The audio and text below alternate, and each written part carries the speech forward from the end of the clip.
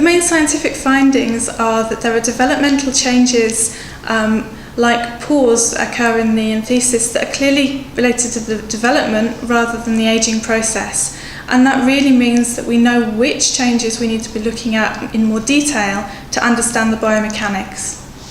People have looked at these in the past to study muscle usage based on the idea that the changes on the skeleton are caused by repetitive muscle usage. We know from the new Coimbra method that that isn't entirely true. Some of the changes are developmental, and that means we can isolate the interesting changes from the changes that aren't related to what we're trying to study in the skeleton.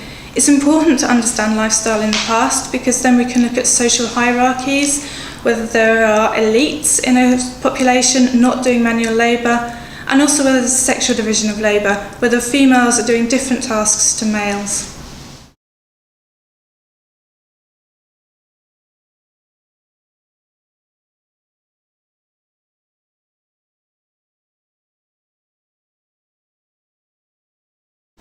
The main challenges are that we have so many human remains that it's very difficult to find good storage locations. It costs money to store bones, and people forget that if you have a long-term curation of bones, you need the money to be able to box them properly, store them properly in good conditions where the humidity and the temperature is well controlled, and so that they're not going to be collapsing on each other or be damaged by insect, rodent or other types of pests.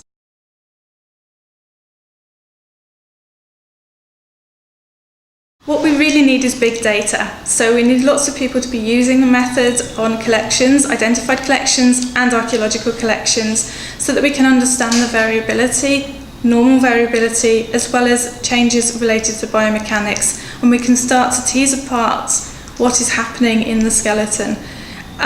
We have to do this in anthropology, looking at these skeletal changes, because this information isn't available in the clinical or the anatomical literature.